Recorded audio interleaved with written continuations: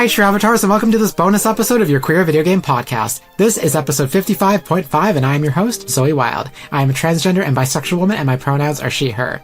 This week, with this bonus episode, I am joined by Ekamy, whose pronouns are she, her, Cleo, whose pronouns are it and she, her, and Lloyd, whose pronouns are he, him. And that's about all the intro the three of you get. How are you all doing? Pretty good. Good. I'm okay. Everyone else was good, Cleo. What's wrong? Listen, we don't gotta get into it right now. It's been a week. I hear that. Yeah. Me too. I'm running on fumes. Like, I'm perpetually now just like, I am literally perpetually a zombie at this point.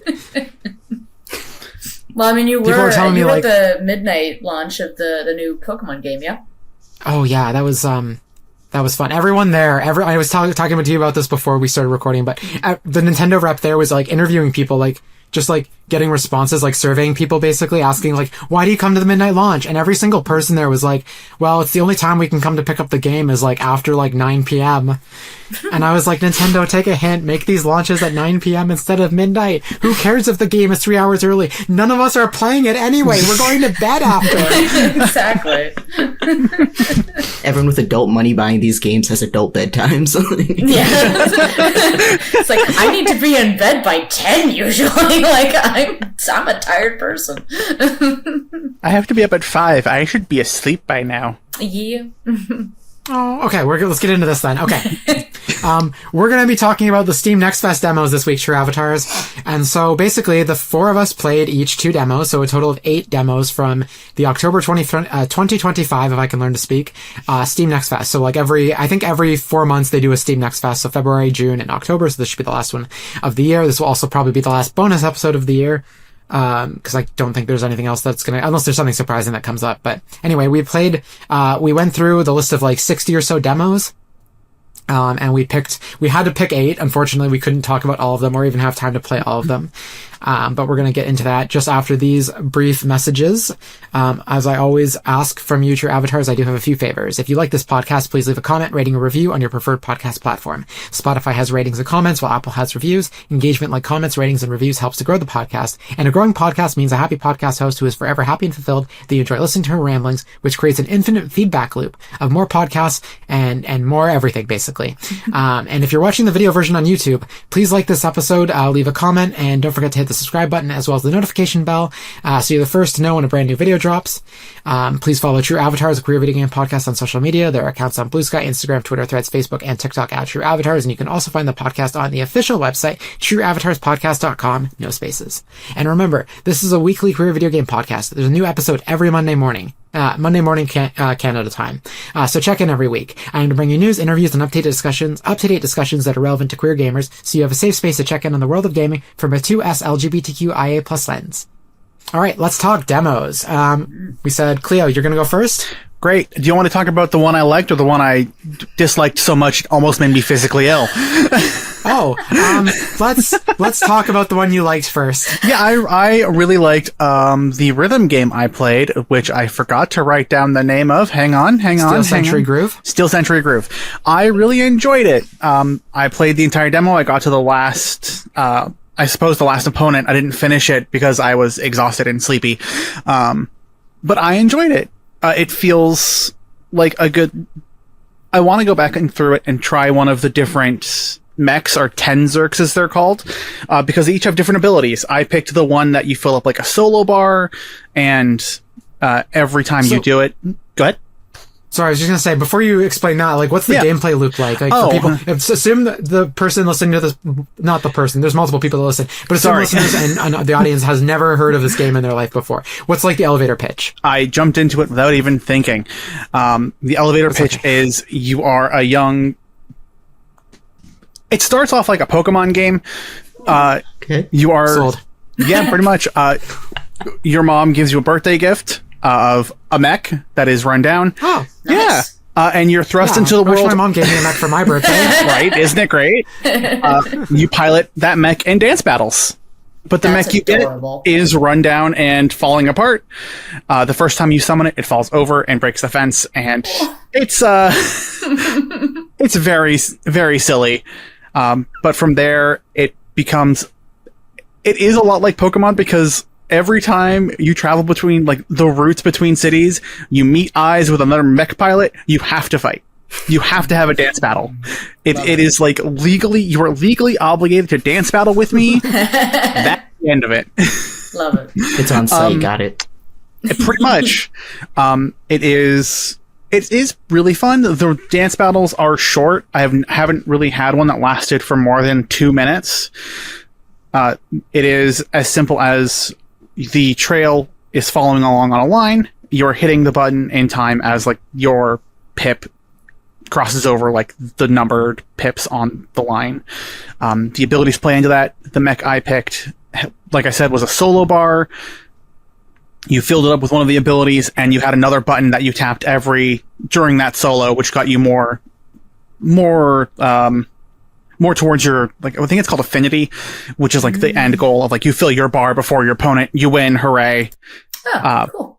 There was one that was lightning based. I don't actually remember that ability. Then the one they deemed hard was you installed AI into the battle, and it boosted you up, so over time you got stronger.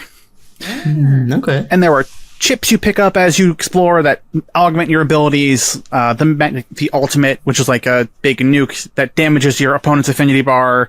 It could be like you can see their most important move, and when that you have to time it with that, and you can deal more damage to them, or as simple as getting, like, more affinity per hit. It is an interesting game. The world is interesting. It is very much LGBTQ in that the person who gives you your first working mech as, like, a rental is definitely in a playful relationship with a mailman. Nice. Yep. Like, you're given a package, and so, like, go to one town over and get them to mail it to me. And it's very much just like, oh, wait, no, what? It's being sent back to him? Hold on a minute. Well, it's delivered. Let's go to this museum and beat this gym leader. It's really cool. It's a lot of fun. I will probably play the full thing. Probably.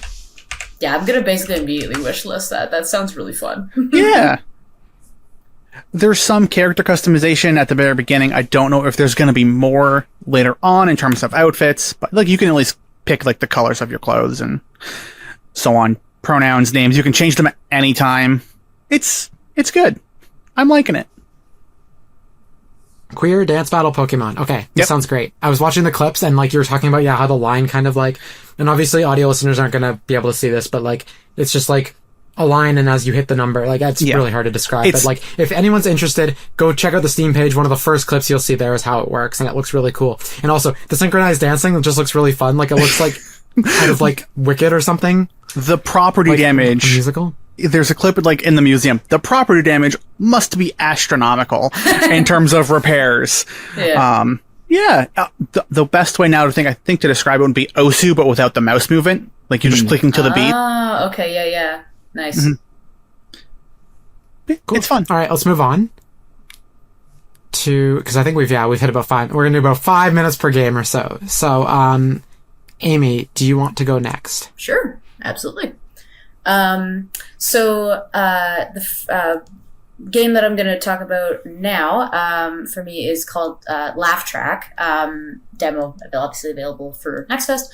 Laugh Track comes from the developer of Arcade Spirits and Penny Larceny, which I've brought up a couple of times on the podcast before. They followed me back on Twitter, not on Twitter, on Blue Sky. They followed True Avatars. I was so happy. That's so cool. No, they're super cool. They actually popped into my stream when I was playing the demo. It was really cool. Yeah, they're so nice. Oh my god. So Laugh Track is, for anyone who doesn't know, I think probably a good general descriptor is you are an otherworldly being. You can also pick your pronouns at the start and kind of set that up for yourself. But you are among other godlike beings who are putting on a television show, and they're trying to appeal to the audience. We don't know who the audience is, but it's just an audience. And they're kind of, it seems like they're kind of playing not to be punny, playing God with like human lives in this TV show, because they're all kind of, the characters are like trapped in this TV show, but they think it's their own reality. So you're kind of making choices to see how characters, not necessarily react, but like how the story goes. And there's different prompts to come up that'll say like, oh, if you pick this response, the critics, the audience will really like it. But if you pick this response, they might hate it. Like maybe you'll lose your rating. And there's no like indicator at the start to be like, you should get amazing ratings. But obviously you're thinking like, I guess I want to get good ratings. But of course there's that little like moral kind of like, I don't know, like sometimes there's decisions where you're like, oh, I don't really want to do that, but like it would be good for ratings. So there's that kind of interesting conflict. And it's very, and it's very, it's a comedy, a little bit like elements of like horror because like they're trapped in the TV show. But it's really funny and it's very relevant. There's a lot of really like solid and cool topics that are talked about. The queerness of it comes into how the characters identify, which is revealed a little bit into the demo. But more or less the main character, the first character you get introduced to, is a polyamorous bisexual. There's also a lesbian character as well as an ace character who's non-binary, which is super cool. So ace representation. Yeah, it's so rare. We like to see it. And they're Canadian. So and a lot of fun. It was really, really cool. I've also been like hinted at by the developer who came in to say that it's kind of like a stealth sequel in a way to Penny Larceny, another game of theirs that I really have to play. So I'd recommend trying it out. And, if you have Penny Larceny in your library or if you're thinking about it, definitely, give that a go until this game releases. So. Okay, super quick. I have to jump in, Ekamy, and ask. Yes. There is I need context for the hamster that's like staring out of the cage, the bars of his cage, and he's got like the big like sad eyes, like the watery, like that emoji, and he's like, God has forsaken me. What is happening? So that's I need to know.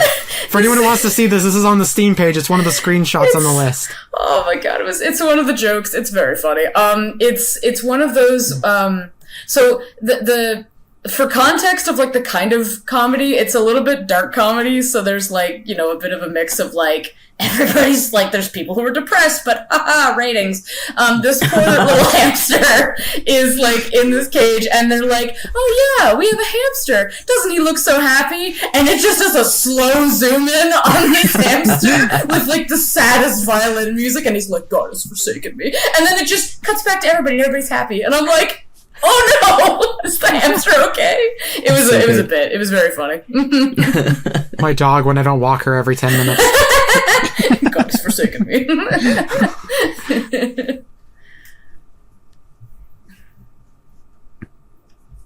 But yes, it was very good. I highly recommend it. All right, Lloydster, you're up. Cool. So the first game I played was Killer Chat, and it's a satirical serial killer dating chat sim. Hilarious. I can't, to give you some context, you are an author, you're a writer, and you've gotten reviews that the serial killers you write are two-dimensional, one-dimensional. Like they're lacking something. So you go on this world's version of Reddit, I forget the name off the top of my head, and you basically make a post saying, I only want real serial killers only. And it's so funny. And then a series of events happens on this platform, and you get invited to a dark web chat room. And it's the UI, the layout on this chat room is so believable. It's so realistic. It's so like early mid 2000s online chat room. And essentially it is a Discord server of hottie serial killers, and it is goofy in the best way possible. To be honest, I kind of wish I had like some trigger warnings, because there's just some stuff that goes into that. It's not like super fluffy, but it's very edgy. I wanted there to be more. I thought the demo like ended a little quick, but I just was probably just fiending. Otherwise, no, it was good. It was good. And I just had so much fun, like going between all the different channels, because it was truly like a Discord server or something similar, but with like a more pixelated design to it. And, you could do your introduction. You actually could type. There were some options that you had to pick from a list, but you could actually type your own introduction, and you could pick your own pronouns for the game. You could, none of the fashion was gender locked. It was all like body types instead of like A or B. It was like 4 different body types, and you could pick a bunch of different jewelry. Everything I've always wanted out of my serial killer games is more queer representation, queer character creation options. That's all I've ever wanted. I'm telling you. I'm making fun of the game, but I like this. This sounds great, but I'm sorry. It's so good. And I've got a history of like liking villains and liking bad people. So this is great. This is, when this comes out, I'm going to be watching it. That sounds super fun. I'm gonna wish list all these games. I'm just like immediately wish list. It's going there. Yeah, that sounds really goofy and fun. I really like that.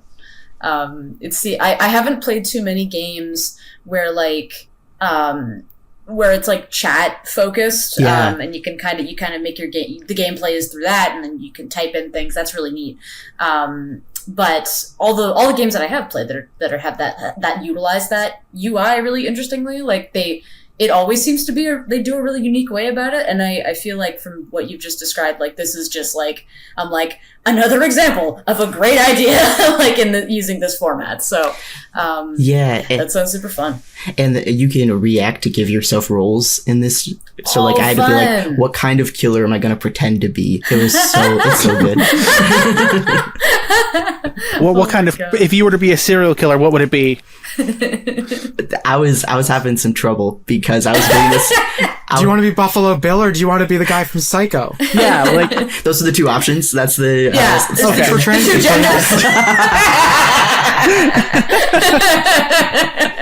I'm here for it.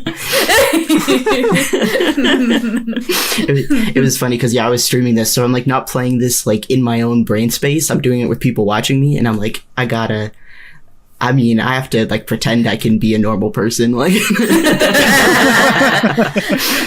I can't. Some games are not meant to be streamed. Or are they Me meant streaming to that be No Safe for Work porn game I bought last week. Heck yeah. I'm so sorry. Love it. All right, I'm going to go next with my games. So I'm going to actually talk about the second game I played first. I'm going to talk about Winterboro to bring it to something a little bit more wholesome. So Winterboro is a cozy game where basically you play as this tiny mouse in this forest. Think like, it's basically like Stardew, except it's in the winter and it has like a hand-drawn like 2D art style. But instead of farming, you're foraging, and it's described as a cozy game, but the first tag is cozy and the second tag is survival. And I don't think those those tags go together. Yeah. But basically, you're this little mouse who lived in the big city with his parents, or actually, to be honest, I don't know the mouse's pronouns. Mouse's pronouns have not been stated. So I'll just say they lived in the city with their parents. They lived in the forest for like a little bit when they were very young, and the parents moved to the city, and the parents in the city, at some point, they die, because the city basically kills them. Like, not like in a bad way, but just like work grinds them down to the point where they just like, they die. Pretty young, it seems like. So you as the mouse go back to the forest to reconnect with your original like childhood home, and also find your auntie who still lives there. And so in the demo, you are basically returning to this rundown little stump, like hole in the tree. Or maybe it's a stump, I can't remember. And basically you're trying to like fix all the, like repair the bed, repair the stairs, repair the basement. And you have to gather resources around you, to do so. And you keep unlocking like recipes and basically crafting recipes. But because it's winter, every time you go out, you have like a timer on how long you can stay out there before you freeze to death, basically. And so Yeah, it's like Stardew, except, like, you know how in Stardew, like, you have energy throughout the day and you have to sleep by, like, 10 p.m. or you wake up really tired the next day, or is it midnight? This is like, if you don't get back to the fire in your tree within, like, I don't know, it's like less than a couple minutes, you will freeze to death. Nice. So it's cozy, but also very stressful, but I would say no more stressful than in Stardew when you're going into the mines. Okay. Yeah. So, okay. like, if it's scaring you off, like, don't worry. It's, like, very charming for the most part. And I didn't finish the demo. I didn't have time. But it is what I did. I played about 45 minutes of it, and it's very, very cozy, and I can see this being, like, the next Stardew Valley. And I'm not really sure where the queerness comes in, to be honest. I just know it has the tag. Or I think it has the tag. No, it might not have the tag, but it was definitely in the Sit Press Gay to Play showcase, so we know it is a queer game. And I do think the mouse's pronouns are probably they, them, because they haven't been stated. It's probably a gender neutral, like, we want you to apply yourself to the mouse's identity kind of a thing, which is cool. So. Edgy, like, scary, like, high stakes stuff in a cute package is always kind of a really neat contrast, so that's kind of cool.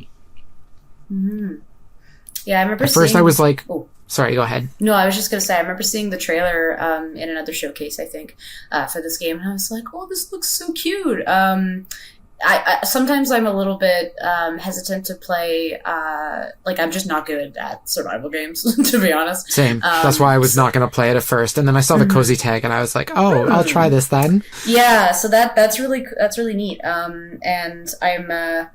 and I really like the art style. I thought it looked really nice. So I at some point will be hopefully playing the demo. But I'm glad that it was pretty impressive. So. Also, I can't speak for any of the other games that we played, but I know that Winterbow for sure is coming to both Xbox Game Pass and Nintendo Switch 1. Oh, nice. So it's gonna be kind of multi-platform, which is nice. Nice. All right. Full transparency. We were talking about in the chat. Some people on the video version might have noticed I was like looking away for a bit there. I don't really talk about this too much, but the podcast brand isn't necessarily like wholesome, but we try to keep things like light and positive when possible. Obviously, sometimes we talk about darker things like, all the stuff with like the Steam censorship and the payment processors this summer. But because these are indie games and a lot of them are like small indie games made by like a handful of people, I don't want to disparage or bring down a game before it's even released, because I want to give it like its chance. And so if we can't say anything nice about it, because I didn't play the game that Cleo played, but because we can't say anything nice about it, I'd rather not say anything at all. There is sorry, may I just jump in just for a quick moment? There is every chance it may be your game. It's just not my game, and I picked up on that very quickly as soon as I started playing it, and I agree we should probably not talk about my opinions on it more. If I had played some of the demo, I'd be like, okay, but here's why Cleo doesn't like it, here's why I like it, for example, or here's the good stuff about it, even though we didn't really like it. But because only one of us played it and didn't have a positive experience, I'd rather just not crap on that game, even if it's not technically crapping. So anyway, I don't talk about this on the podcast very much, but I just wanted to, like, for anyone who's watching or listening, want some context for, like, why I choose the news stories I do. And like, there was last year, like, there was a Hogwarts Legacy news story that I really wanted to talk about, but I'm like, no, it's just gonna be me yelling about J.K. Rowling for 20 minutes, so I probably shouldn't do that, right? So, anyway, in that case, sorry, Cleo, that we can't talk about your second game, but I do appreciate you letting me know before we got into it, so we didn't name the game. But Amy, I'll let you go next with your second game. Sure. So my second game is called Lap of the Gods. It is a visual novel style game that I will say I don't think it presented choices yet. There might be choices in the full game, but the demo I don't think showed any. But its setting is it's very hard to describe because I should preface, the demo is quite short. How short is it? Apparently, well, it was longer for me because I was running it on a terrible old laptop that was hanging on by a thread when I played it. So it took me a bit, but it took me 12 minutes. I've seen a gameplay that the dev has promoted that has like no commentary and everything, and that's about 7 minutes long. as such, there's not a whole lot I think I can get into it, but I can kind of give a basic, like a very general premise, I think. So you are mainly following this one character whose name is Marion. All the characters have this cool design about them. They look a little bit like they might be demons. They might be souls that haven't passed on. Like there's a really interesting kind of paranormal ethereal quality to them that I really can't describe like any more than that. So I just suggest like going to look up screenshots because the art is gorgeous. Like the character designs are really good. And as Marion, you are waking up. You awake and people are saying like, oh, like, do you remember who you are? Like, what's your name? And you say, your name is Marion. But whenever they try to look up a record for you, nothing comes up. So you kind of have this like amnesia maybe of like, am I this character? And so Marion gets into a little bit of a scuffle in an attempt to like try to tell them that's me. And she ends up in like a county jail. I shouldn't actually say she, but it is a feminine body presenting character. Marion doesn't have a head, but has a very feminine looking body. So anyway, so they end up in a jail.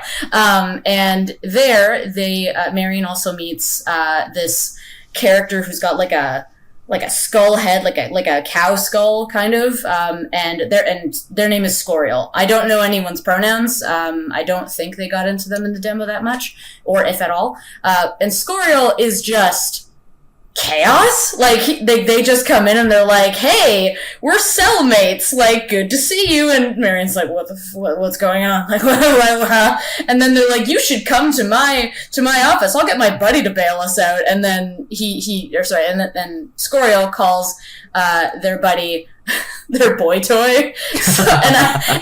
And then the boy toy comes in and they've got a very like, they look kind of like a robot a little bit. So all the designs are like super varied, which is really cool. Anyway, boy toy, don't remember their name sadly, breaks you out. They take you in a car to their office. It's like a mishmash building, laundromat kind of thing. And they're like, yeah, you're gonna, you know, we're gonna have a great time here. I think you're the person we've been looking for, Marion. And then you go into the building and the demo ends. And I sat back and I went, this was so funny. Like, it's a very funny demo. The comedy is really solid. And I was just like, after I finished it, I went, oh, that's a little short, like shorter than I thought. But I was like, what am I going to talk about for this game? Like, how do I describe everything that I just witnessed? It's a little wild. It's very fun. I really liked it. I believe the game is coming out in early 2026, I think. And if you like visual novels and you like kind of like different, like, cool, funky kind of art styles. Like if anyone's ever played, there's a demo that made me think of it a bit called Pillory. And there's another game from that same dev. Anyway, similar art style to that, if you played it. And yeah, I'd recommend it. It was fun. It was a little wild. I think the queerness might come into like mainly like a character like Scorial. I get the feeling that they're probably like maybe bi or something, but I don't know for sure. That's just kind of like a theory, I guess. Anyway, yeah, I would recommend if you're down to just sit down and play a strange and beautiful looking visual novel. Very cool. Yeah, I was looking at the screenshots and like all the characters look very distinct. Looks like there's one here with 3 heads as a skull, and they've got kind of like a... Wow. I don't want to assume this, but it looks with the flowers around the heads and the way the eyes have that like yellow line through them. It looks almost like a Dia de los Muertos. Oh, neat. If I'm saying that right. Like a Day of the Dead style kind of vibe. Yeah, the art is really phenomenal. And the trailer, and actually, I should mention too, there's animations in the visual novel. Like the characters should have like a loop that they run through, but it's very fluid. It's really nice. So I feel like there's going to be some really good like cinematics. There's also a nice cinematic in the trailer too, and I think the trailer is pretty new. I checked out their Instagram the other day, and they had like a neat like storyboard video where they're like, here's the pencil sketch, and then this is final animation and all that really cool stuff. So cool. yeah, I'm gonna be following them. I had fun. So nice. Lloyd, you look like you really want to talk about your next game. I do. Because this one I saved it for last. It's traumatic. It's really good, but I do believe it has content warnings right at the bat. gotcha. It is Messy Hearts, and it is a pixel art visual novel about a complicated coworker friendship. That's right from the Steam description. And I booted this up not realizing it was a linear narrative. I sometimes like to play demos, like I look at everything and go, oh yeah, those vibes. Yeah, okay. Boot it up. And so it wasn't until I was like 5 or 10 minutes in, I was like, oh, we're not choosing anything. But I'm okay with that. I feel like this would affect me on a whole nother level if I was directly involved in these choices. And my brain's escaping me, but your main character, they use they, them pronouns, and they are married. They have a son, a 5-year-old son. And all of the characters have profiles that you can kind of see what, like, they're kind of like spark notes, kind of like their interests or like what they struggle with. And it kind of gives you an idea. There's a varied amount of mental illness, very transparent mental illness that different characters have. And that kind of really helps kind of, you know, none of those are monoliths, but it kind of helps give you a brief little look into where some of their decision making might be coming from. And essentially you're just following this main character through basically you see the end of the story, and then after you see the end of the story you see how you got there. And I'm trying to think of, like, it's kind of difficult not to like give the whole thing away, but I guess there's no big twist. It's right up at the bat. You have this beautiful scene in the beginning. It's pixel art, so that somehow adds a whole level to it of like nostalgia, but also a deep sadness because of like the color palette that's being used. So this main character, they're at the beach with their 5-year-old son, and the son's running around trying to have a good time, but the parent they have locked eyes with a seal. Mentioned that for 30 minutes they watched this seal and they just are sobbing, and I'm like, okay, all right. And you know, it then gets revealed that there's ethical non-monogamy involved, which the representation of it I think is beautiful because it is a messy relationship, but with the seal. No, unfortunately. Sorry. Whoa. I don't mean to disappoint you, Zoe, but yeah, no. I'm just trying to get some context here. Yeah, no, oh goodness, I could like gush about this game for a very long time, so I'm trying to like lock in. Basically, it's a coworker. It's a coworker is the new relationship that clearly doesn't work out well, and it's this idea of people being an adult, how difficult it is to meet new people, have new, even just interpersonal relationships, doesn't have to be romantic, and the complexities that go into years of trauma with previous relationships or previous things that haven't worked out, and your own self-doubt mixed in with some compulsions you might have depending on what disorders you might have.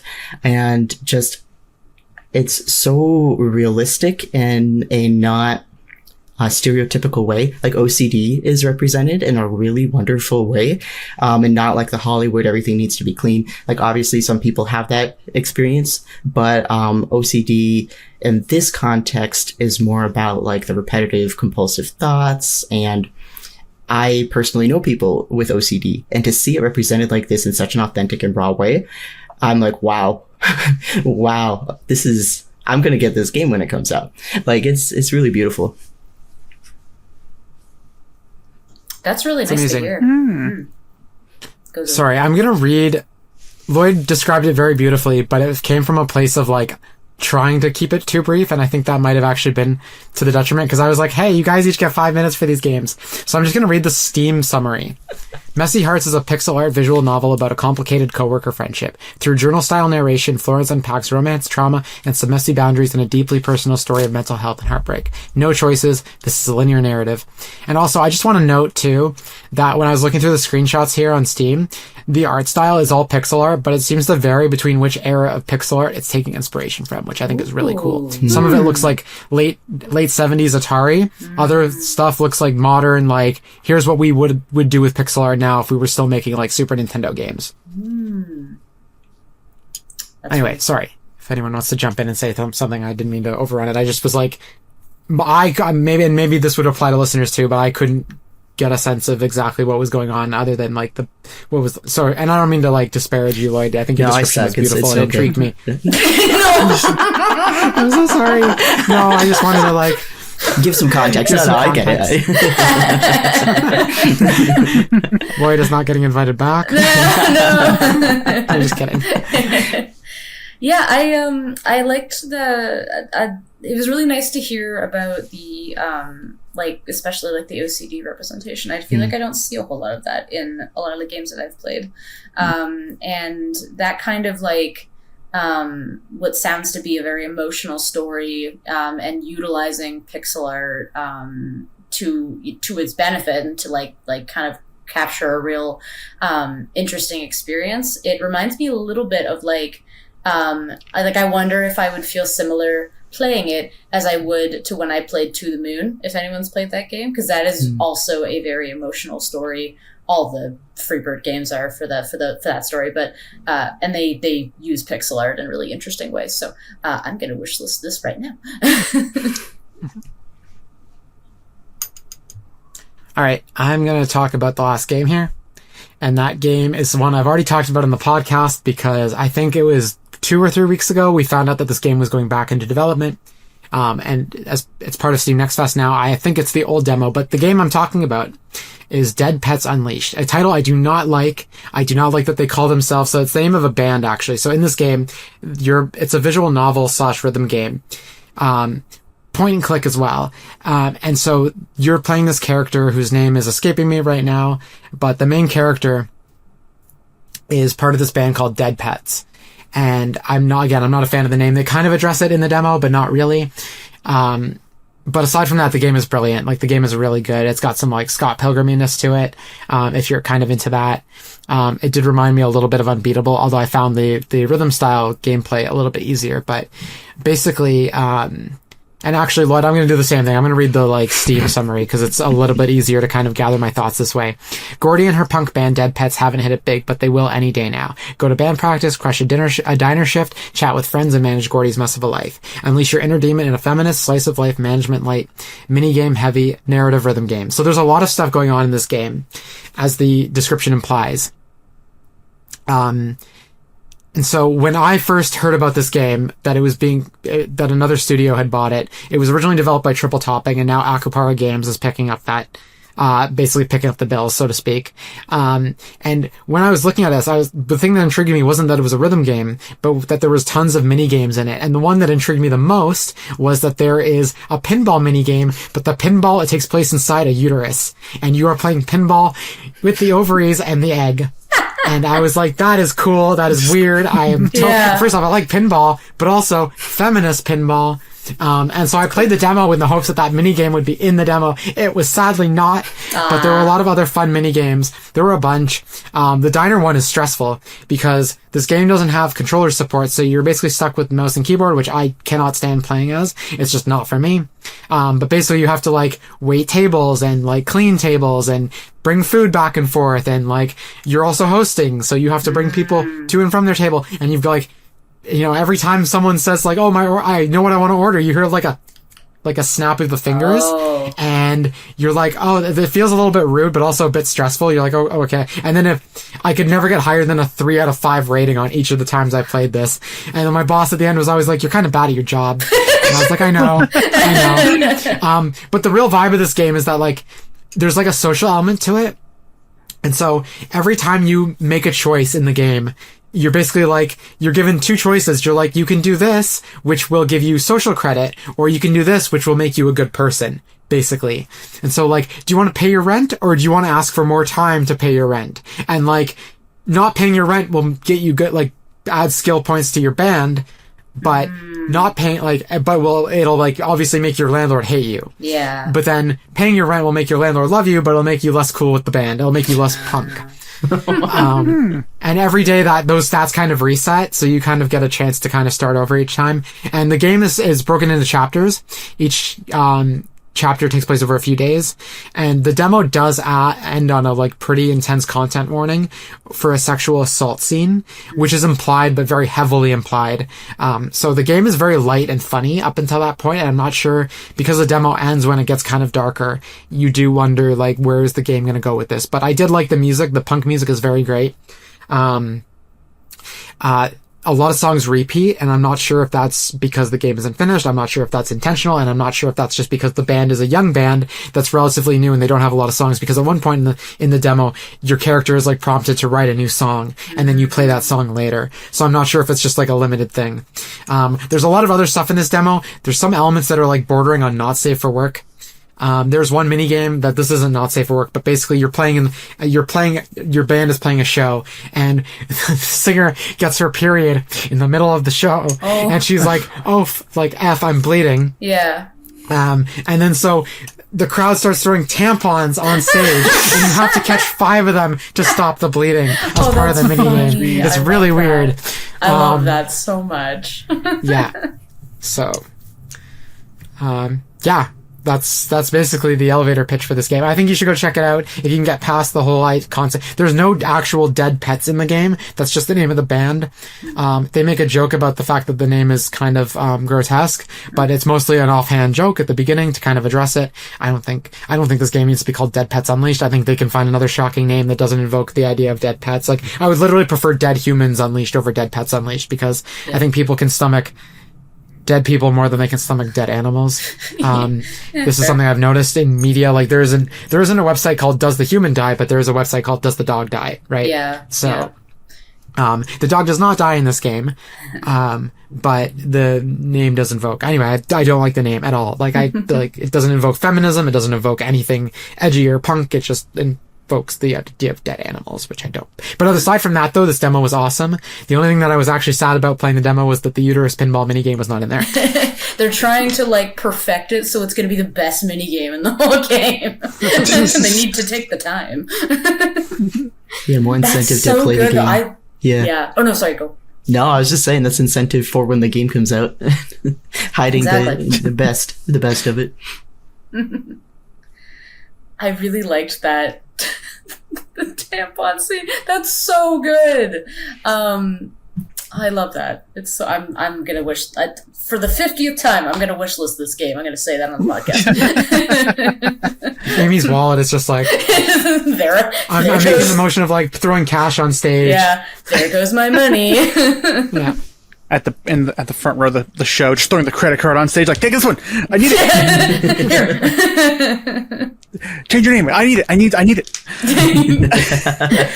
It sounds like a fun game. I do think this is a game that I think Cleo would like, because Cleo, you said you kickstarted Unbeatable, and this game is not exactly the same, and I think Unbeatable has more, and this isn't to insult Dead Pets Unleashed, but I think there's more depth to the rhythm mini games, or the rhythm element of Unbeatable. However, this game is also in development, so I don't know how deep it's going to go. I did play on easy, medium, and hard difficulties, and it prompts you every time there's a song. It's like, which difficulty do you want? And I love that. I love that every time it asks you. It'd be cool if there was a setting that like turned that off if you like, I know I want to play medium every time. But I didn't find the hard to be too hard, and I was both happy about that because I could do it, but also I know I'm bad at rhythm games, so that should have been a lot harder. I think I'm probably going to give this one a shot. It sounds interesting. The picture you've painted makes me just more and more interested.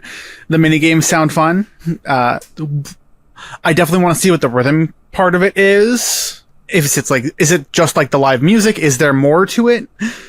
Like, you said there's not a lot of songs. Is that just the actual band playing the music, or is it like kind of the other tracks? I'm interested to No, it's the band playing. Okay. there's a lot of moments. There's at least 2 or 3 times per chapter where you play the rhythm game. It's just a lot of the times the same one song is repeated. Mm-hmm. So okay, I'm still probably going to give it a go. See how it feels. Oh. And they do change up every time. Like, there's usually a story element leading into the reason the song is being played. And then when you're playing the songs, you're using a guitar to bash, like, an object or something that's coming at you. So, you go on a date with this one guy. There's, like, a Tinder minigame, where you're, like, swiping right and left on dates. And then you go on the date, and then you find out later that she didn't like the guy. And so, you find out that she sent a box of bees to the guy's door. I love it. And so after the confrontation with the guy, he's like, "You sent bees to my door. Does this mean do you not like me? Is that what that means?" And then, so after that, you're like, you have to swipe at the bees as they fly at you as part of the rhythm game. That's so good. All right, I'm into it. I'm wishlisting it. Join me. My credit card's already crying enough. Let's make it cry more. I also wanted to ask, is there any, queer content, or is it like queer devs? I was curious. Gordy is pansexual. Like, not player sexual. Like, Gordy is straight up pansexual. Nice. When you're swiping right or left, you can swipe right on men and women. Nice. It's just like real life, because the men are more likely to say to swipe right on you as well, and the women are not. So it's great.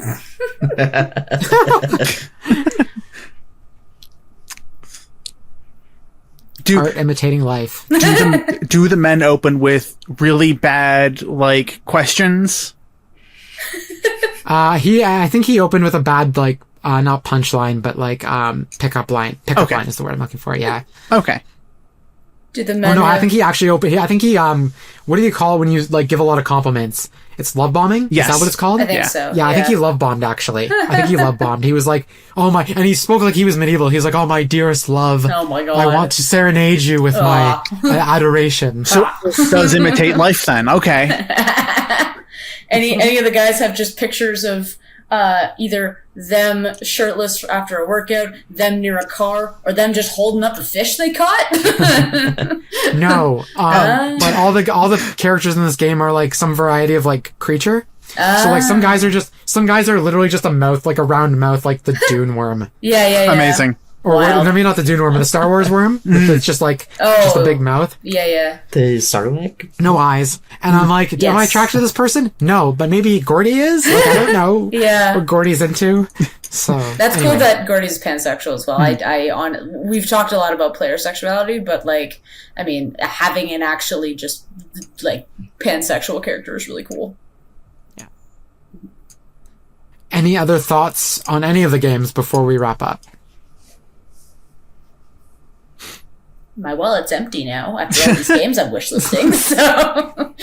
Thankfully, it doesn't cost any money to wishlist, and just in case anyone's listening to this and never used Steam before, they're like, oh, it costs... No, you don't... wishlisting is not pre-ordering. We're just talking about the fact that because these are on our wishlist now, our wallets will be empty when these games come out. And their demos are available. You can go play them. So. Until Monday. So this podcast is going live the day after we record. It's and the very Monday at last 1 day, p.m. right? Eastern time, they do come down. But that's why we get this episode out before the weekend, so you can play these demos on the weekend. Most of them don't take that long. The Dead Pets one was about 2 hours, but obviously Lap of the Gods is 7 minutes. So your mileage may vary. It balances out in the end of it. Looking at... Sorry, I wanted to comment about Laugh Track. Laugh Track is apparently going to be free? Yes, I forgot about that. Yes, so I'm so sorry. Yeah, Laugh Track will be free. The dev has their last game was also free, and that's thanks to supporters of the games that they've made. So they're just like as a thank you, they're just making it free. You can there will be an option to donate if you want, but yes, it will be totally free. That's amazing. Yeah, Sweet. I love Fiction Factory games. They're so cool. All right, just to summarize, these are the games we discussed, and these will also be down in the show notes, but first we spoke about Steel Century Groove, Cleo spoke about that one, and then Ekamy talked about Laugh Track, and then Lloyd talked about Killer Chat, I then talked about Winterborough, and then we went back around the horn, Ekamy talked about Lap of the Gods, Lloyd spoke about Messy Hearts, and then we finished off with Dead Pets Unleashed, and that's what I spoke about. All right, super quick. Cleo, where can people find you? Cleostrophobia on Instagram. Ekamy, where can people find you? Ekamy on Twitch, Blue Sky, and Instagram. Lloyd Lloydster, where can people find you? Lloyd_Lloydster on TikTok and Twitch, and Lloyd.Lloydster on Blue Sky. Amazing. And of course, you can follow True Avatars on social media, and I will put that usual outro thing I always do. But anyway, thank you all for joining me. I'm sorry I had to kind of rush you through a few of these, but just to keep it brief because it is a bonus episode. But thank you all for joining me. This is amazing, and I'm glad you all enjoyed the demos. Thank you. Thank you. And that just about wraps up this week's show. Thanks, True Avatars, for joining me for another episode of your Queer Video Game Podcast. By listening to the show, you are supporting queer-made content, which is more important than ever. If you want to support True Avatars, it would be really great if you could leave a comment, rating, or review on your preferred podcast platform. You can follow the show on Blue Sky, Twitter, Threads, TikTok, and YouTube under the handle @TrueAvatars, all one word, and on Facebook and Instagram under True Avatars. If you are watching on YouTube, please like, comment, and subscribe, as well as hit the notification bell so you can be the first to know when new content drops. I welcome you to check out the official website, trueavatarspodcast.com. That's all one word, trueavatarspodcast.com. On the website, you can sign up for the newsletter, where you can get exclusive news and updates on the show. Bye, True Avatars. Thank you so much for listening, and I look forward to speaking with you all again next week. Take care and stay safe.